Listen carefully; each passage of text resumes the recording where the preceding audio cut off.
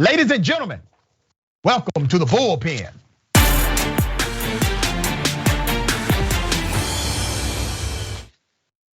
He's back. We got Kenneth Schrupp on the show again, contributor, Young Voices, very impressive resume.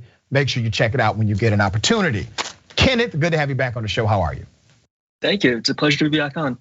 All right, we're gonna chop it up about student loan debt relief, how we pay for education overall, and maybe some interplay with the Biden administration and maybe other administrations and how they have tried to tackle this issue. I don't want to presume what you know or believe about this topic, so I will give you an opportunity to express yourself.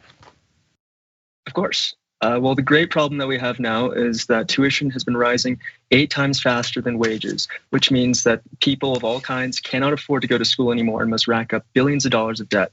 In fact, students now hold $1.5 trillion in consumer debt that can never be discharged. But this debt isn't held equally. The wealthiest 40% of Americans hold 58% of all student loans, with 56% of all that debt held by people who are getting post-bachelor's degrees, those prestigious, big pay degrees that really pay off in the long run. So when we look at the fact that 54% of American adults don't have any college degrees, it suddenly seems very unfair that those Americans who don't have the same access to college are the ones who would pay for the debt of everyone else. Now, having said that, if we're looking at student debt relief, we really need to be exploring why college has gotten so expensive in the first place. And that really is the result of the guaranteed student loan programs that have created unlimited demand for mediocre and substandard degrees that leave people in debt, and schools have no ability to have any correlation between how well their students do and how much money they get from the government. Okay. I agree with some of that. So let me push back on some of your numbers. 54% of Americans do not have college degrees, you are correct. However, the vast majority of Americans actually have some college. And the some college still equates to debt, even if you did not obtain a degree. Training programs are included into that scenario as well. So let's talk about solutions, because I understand your point of view. You're right. All education is not equal. It never will be. You will not have equity in education curriculum. You will not have a uniformity in that aspect. What you're looking for is quality. You're always looking for quality. I'm a college professor. I think every student who takes my class, no matter what school I teach in, they will get a quality education. And I intentionally teach in institutions that are affordable, okay?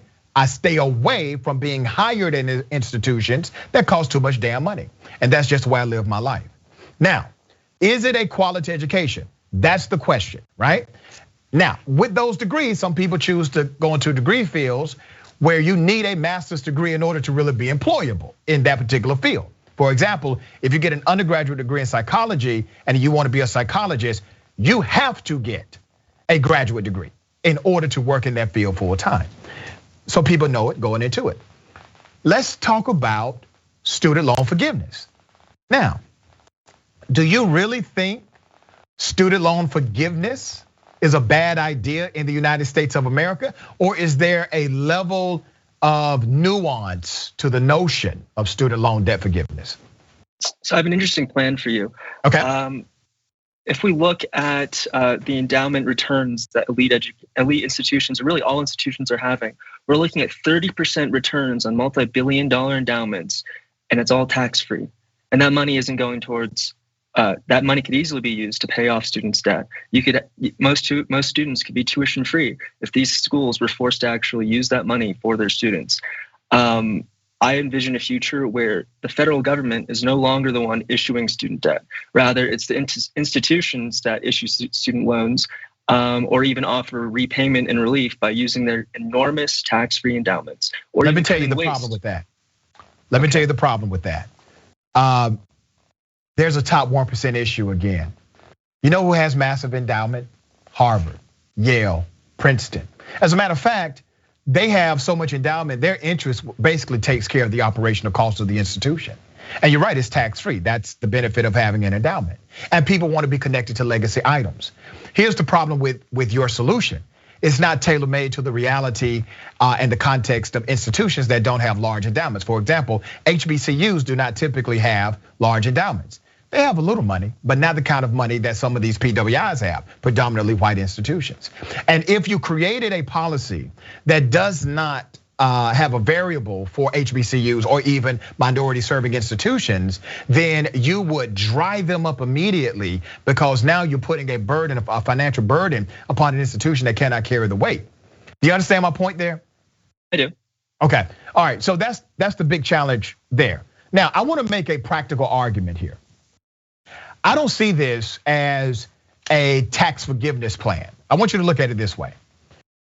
When companies are struggling, and companies, small companies in particular, or medium-sized companies, not micro companies, but medium-sized companies in particular, and large companies, when they struggle, the American government, they have opportunities to bail them out. They have tax abatement programs, they have payment options, they have things that they can maneuver in the system in order to make sure those companies stay afloat, and they get these priority loans if they have enough employees so that those employees do not get fired, right? We call that good economic policy. But when it comes to student loan forgiveness, all of a sudden we're looking at it as a social program or handout. But the reality is, according to Bloomberg, if you actually engage in $50,000 student loan forgiveness or higher, 40% of black income, black wealth would increase overnight. 40%, 40. You know what that goes to? Three things primarily. Number one, buying houses.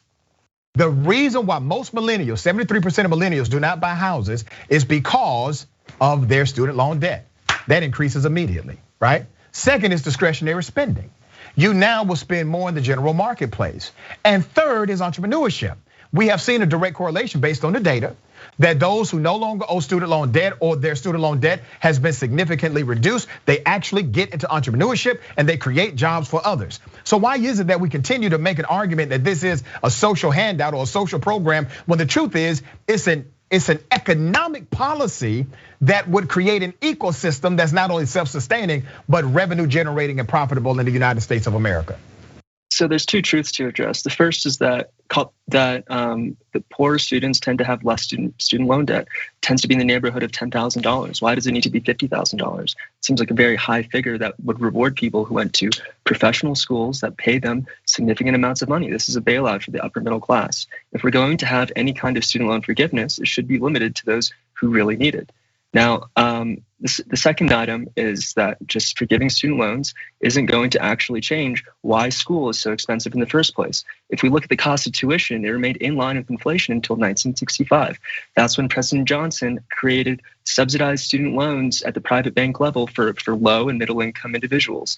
We saw that they replaced their attendance at public universities with private universities, so they were spending a lot more on college while getting pretty much the same degree. And then every time that we've expanded the program, removing income requirements, letting anybody get these federal student loans, we have seen student debt and the cost of tuition skyrocket because schools have no reason not to raise their tuition through the roof.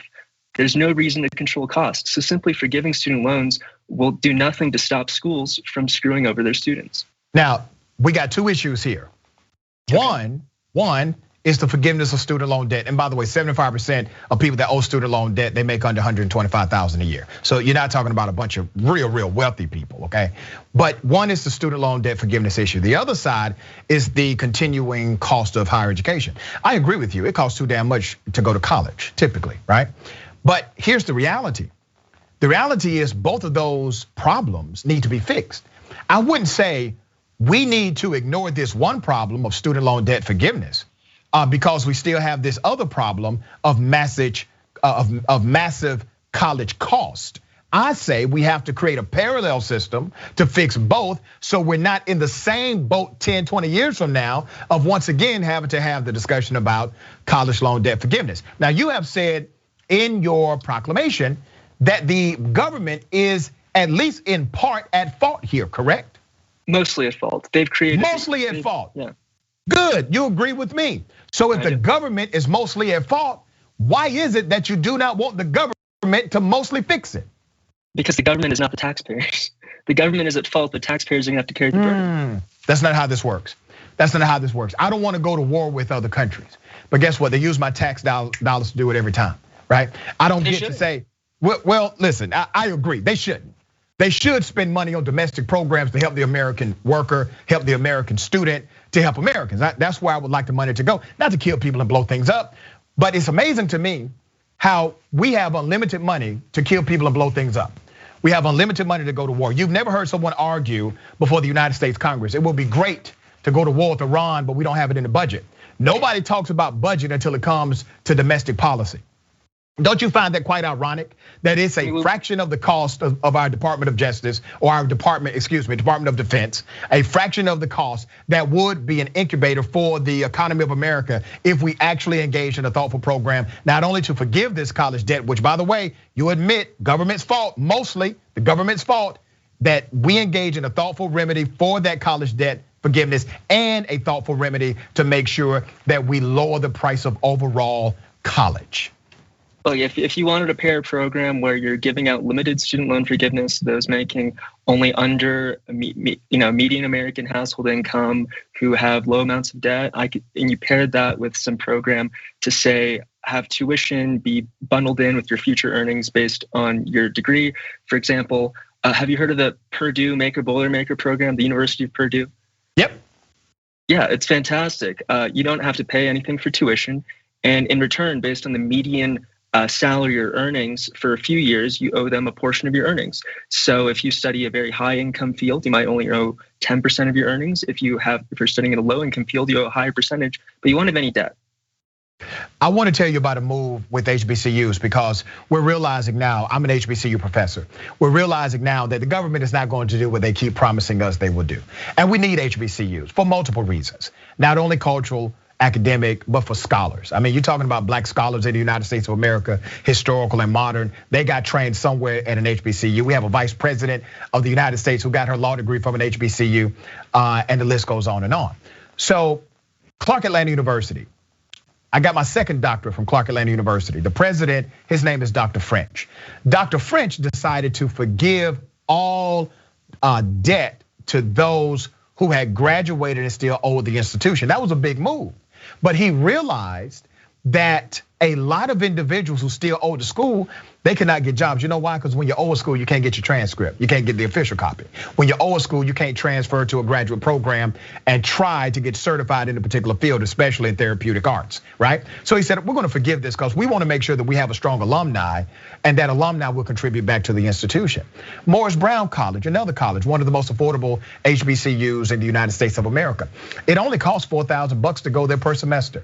That's the equivalent of basically a state school, right? And actually lower than some state schools. Well, that was by intention. However, most colleges are not at that place to do those things, or most HBCUs definitely are not. Those are the one-offs, brother. So I get it in theory, and some in practice because some are able to do it and live, slim on the margins. But for the institutions that are not, there has to be an effective government remedy when we all agree that the government created the problem. But I think that institutions have plenty of money to deal with the problem. Let's look at UC Berkeley, for example. They spend $25 million a year in salaries for their Department of Diversity, Equity, and Inclusion. That could pay for the tuition of 2,000 low-income students. And I think that would do far more to improve diversity in the school than paying these staffers. The money is around. We can make the difference with the money we already have within the school system. Man, you're talking about pennies compared to millions, brother. We're talking about systemic solutions that will only come through massive policy transition. If we don't have a policy directive, yes, some institutions will do good, some will not. Some institutions will fail, and it has nothing to do with their curriculum or the quality of education they provide. And I think that has to be part of the narrative or part of the conversation. Do you disagree?